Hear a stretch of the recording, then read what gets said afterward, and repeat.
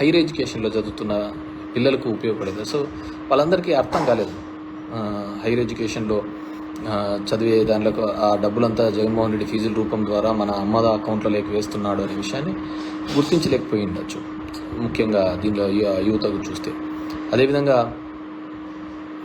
మహిళా సంఘాలకు డబ్బులు ఇచ్చినాడు అంటే ఎస్, అంతకుముందు రుణమాఫీ అనే పేరుతో ఎక్కడైతే మోసపోయిన మహిళా సంఘాలు ఉన్నాయో అవి ఏ గ్రేడ్ నుంచి డి గ్రేడ్కి వచ్చినాయి. దాన్ని మళ్ళీ అప్లిఫ్ట్ చేయడానికి కోసమే దాన్ని డి గ్రేడ్లోకి నుంచి ఏ గ్రేడ్లోకి తీసుకొని రావడం జరిగింది.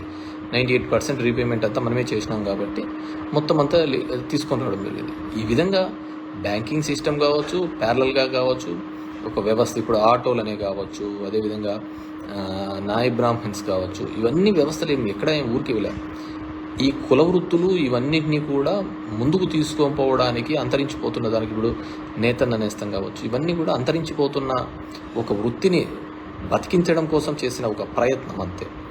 సో దాన్ని అన్నింటినీ ఉచితంగా పనిచేస్తున్నాడు అని చెప్పిన అంతకంతే మించి పంచుతున్నాడు అనేది.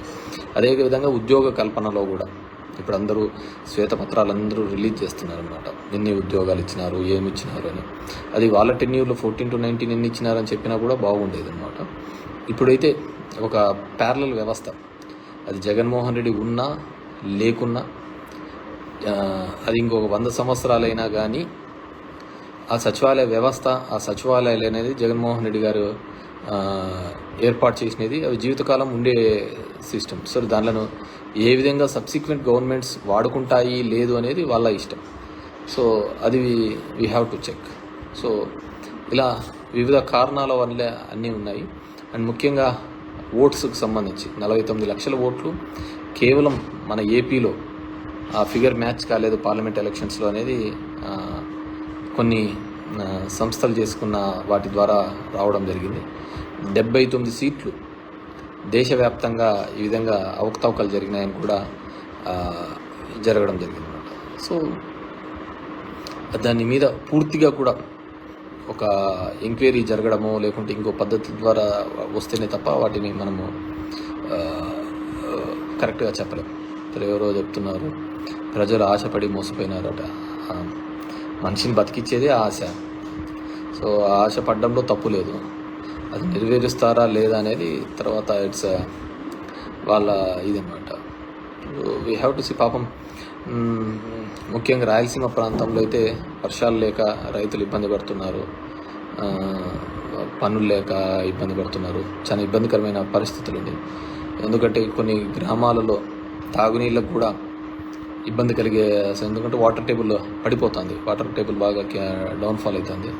We have to see. Pawan Kalyan గారికి ఇప్పుడు తీసుకున్నారు Panchayati Raj ministry. It is challenging. ఆయన కూడా నేను విన్నాను, ఇక్కడ బ్లీచింగ్ పౌడర్ ఇది లేదు, దీనిలకు ఇది లేదు అని చెప్పేసి కూడా వినడం జరిగింది. సో జగన్మోహన్ రెడ్డి గారు ఇట్లా ఎప్పుడు కారణాలు చెప్పలేదు. ఎందుకంటే 100 కోట్లు కేవలం 2019లో దిగిపోయేటప్పుడు టైం పెట్టినా కానీ బడ్జెట్లో డబ్బులు లేవు, ఇవి లేవు అని చెప్పలేదు. తన వంతుగా తను చేయాల్సినది కొన్ని రిఫార్మ్స్ తీసుకొని రావడం జరిగింది. మెడికల్ కాలేజ్ కావచ్చు, పోర్ట్స్ కావచ్చు, హాస్పిటల్స్ కావచ్చు, స్కూల్ ఎడ్యుకేషన్ కావచ్చు, కొన్ని రిఫార్మ్స్. నేను కూడా అన్ని రిఫార్మ్స్ అంత త్వరగా జనంలోకి ఇంజెక్ట్ చేయడం కూడా తప్పే నేను అనుకుంటున్నాను.